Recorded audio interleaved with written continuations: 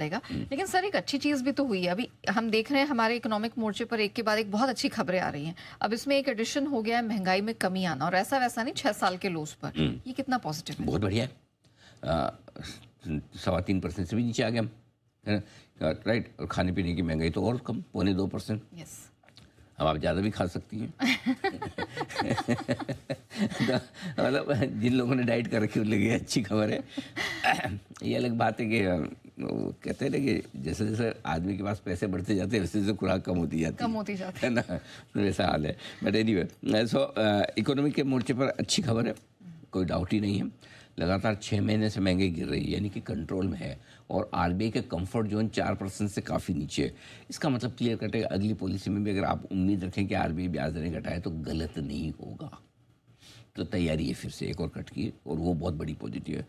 घटती ब्याज दरें स्टॉक मार्केट को बहुत पसंद आती है, मज़ा आता है देख के, क्योंकि है ना वो पूरा सिस्टम लोअर इंटरेस्ट रेट की तरफ जो शिफ्ट होता है, सस्ते लोन सस्ते डिपॉजिट दोनों सस्ते। लेकिन इंडस्ट्री को ग्रोथ करने के लिए जो पैसा चाहिए कंपनियों को वो सस्ती दर पे मिलता है, तभी जाके आप ज़्यादा इन्वेस्टमेंट करते हैं। ठीक है। इवन गवर्नमेंट का जो गवर्नमेंट सिक्योरिटीज़ वगैरह पे जो बोरोइंग है उस पर उनका पेमेंट कम हो जाता है। एक तो ये गवर्नमेंट के लिए भी डबल फ़ायदा, एक और घटती हुई ब्याज दरें और दूसरी तरफ मजबूत होता है रुपया, बढ़िया कॉम्बिनेशन है। तो ये सारी चीज़ें हैं जो आपके लिए इम्पोर्टेंट है। Okay, done. लेकिन सर अब डायरेक्ट लेवल पर आते हैं। 25,000 अभी कहाँ 24,900 के ऊपर के दर्शन हुए थे, लग रहा था कि अब 25,000 तो बस it's a matter of time. हाँ, वैसे अगर आप क्रिकेट फॉलो नहीं करते तो कल हो ही गया था। 24,973 को मैं 25,000 मान सकता हूँ वैसे। हाँ, कि वैसा है। बट हाँ, 25,000 के करीब पहुंचे जरूर थी। अभी एक बड़ा हर्डल हो गया है। देखो, इसके लिए ना थोड़ा फ्लैशबैक में जाना पड़ेगा, शुक्रवार से लेकर कल तक का मूव देखना। ठीक है। पिछले 2-3 दिनों के मुंह से एक बात साफ है कि बाजार थोड़ा कंसोलिडेट करना चाहते हैं, थोड़ा समय बिताना चाहते हैं यहाँ से बड़ा मुंह देने के पहले। और वो क्यों और कैसे, समझिए। पहली चीज़, आपकी इकोनॉमी को लेकर सारे ट्रिगर्स मजबूत हैं। मॉनसून समय से पहले आ गया, महंगाई की दर ठीक है, ब्याज दरें घट रही है, जीएसटी कलेक्शन हाई है, ठीक है, रुपया मजबूत हो गया है, इवन ट्रेड डील को लेकर चीज़ें बेहतर हो रही है, यूके एफटी हो गया। मतलब आप पॉजिटिव गिनने जाएंगे, रिजल्ट सीजन ठीक ठाक है, मतलब गिनते रहेंगे इतने सारे पॉजिटिव। ठीक है। तो ये गिनने नहीं देंगे। लेकिन रिस्क क्या है? पहले रिस्क से कल तक, परसों तक, संडे तक युद्ध की वो भी कम हो गई, खत्म तो नहीं, कम हो गई। एक रिस्क ये कि कभी वो वापस हो गया तो। दूसरी रिस्क एफआईएस की है जो कल शुरू हुई नहीं।